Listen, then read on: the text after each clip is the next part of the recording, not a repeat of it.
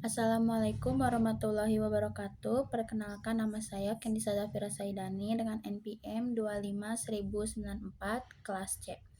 Di sini saya akan menyampaikan materi dari awal pertemuan hingga penghujung akhir yang disampaikan oleh Bapak Subelo. Materi pertama yaitu mempertanggungjawabkan apa yang dibicarakan. Setiap perkataan yang diucapkan seseorang memiliki konsekuensi, baik secara moral, sosial, maupun hukum.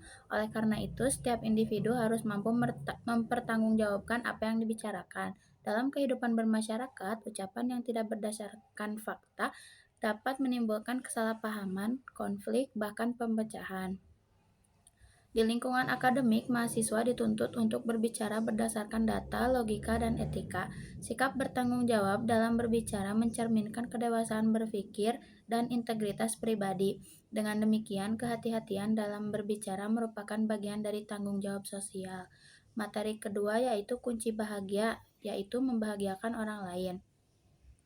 Kebahagiaan sejati tidak hanya diperoleh dari pemenuhan kebutuhan pribadi, tetapi juga dari kemampuan membahagiakan orang lain. Ketika seseorang membantu berbagi atau peduli terhadap sesama, akan muncul perasaan puas dan bermakna dalam hidupnya. Membahagiakan orang lain juga mempererat hubungan sosial dan menciptakan lingkungan yang harmonis. Sikap empati dan kepedulian membuat seseorang lebih bersyukur dan tidak mudah merasa kekurangan. Oleh karena itu, kebahagiaan bersifat timbal balik antara diri sendiri dan orang lain. Selanjutnya, materi yaitu menghindari korupsi dengan cinta kepada sesama. Korupsi merupakan tindakan yang merugikan masyarakat luas dan bertentangan dengan nilai moral.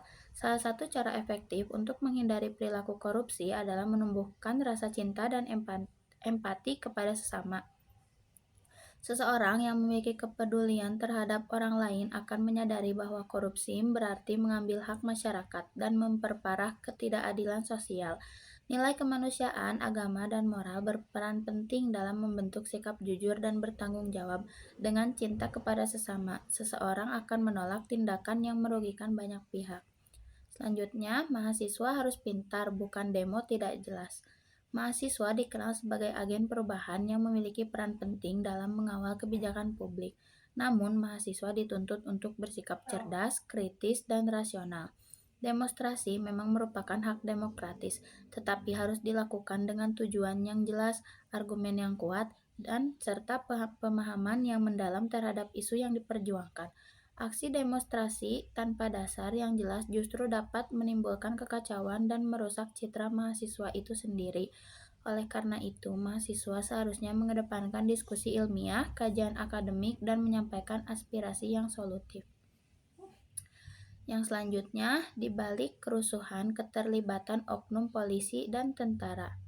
Kerusuhan sosial seringkali dipandang sebagai kesalahan masyarakat semata.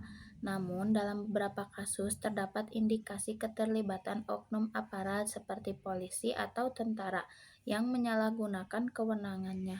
Penting untuk dipahami bahwa keterlibatan tersebut bersifat oknum, bukan mencerminkan institusi secara keseluruhan. Penegakan hukum yang adil, transparan, dan tegas terhadap siapapun yang terlibat sangat diperlukan agar kepercayaan publik terhadap aparat tetap terjaga. Penyelesaian konflik harus dilakukan melalui jalur hukum, bukan kekerasan. Selanjutnya yaitu kunci bahagia.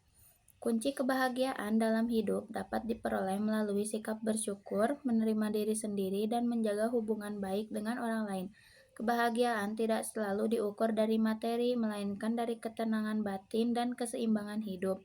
Seseorang yang mampu mengendalikan emosi, memiliki tujuan hidup, dan berpikir positif, cenderung lebih bahagia. Dengan menjalani hidup secara sederhana dan bermakna, kebahagiaan akan lebih mudah dirasakan. Selanjutnya, presiden pantas disebut pahlawan. Seorang presiden memiliki tanggung jawab besar dalam memimpin negara dan menentukan arah pembangunan. Atas kontribusi, pengabdian, dan pengorbanannya bagi bangsa, presiden pantas dihargai dan dalam konteks tertentu dapat disebut sebagai pahlawan. Namun, setiap pemimpin tentu memiliki kekurangan dan melakukan kesalahan. Sikap yang bijak adalah menghargai jasa dan pencapaian presiden tanpa menutup mata terhadap kritik. Penilaian yang adil mencerminkan kedewasaan berdemokrasi. Oke, kesimpulannya, keseluruhan materi dalam presentasi ini menegaskan pentingnya nilai moral dan tanggung jawab dalam kehidupan bermasyarakat. Kemampuan mempertanggungjawabkan ucapan, menumbuhkan empati, serta menjunjung kejujuran menjadi dasar utama dalam membangun hubungan sosial yang sehat dan harmonis. Kebahagiaan sejati tidak hanya berpusat pada kepentingan pribadi, melainkan juga pada kemampuan memberi manfaat dan kebahagiaan bagi orang lain. Selain itu, sikap cinta kepada sesama berperan penting dalam mencegah berbagai perilaku menyimpang, termasuk korupsi dan penyalahgunaan kekuasaan.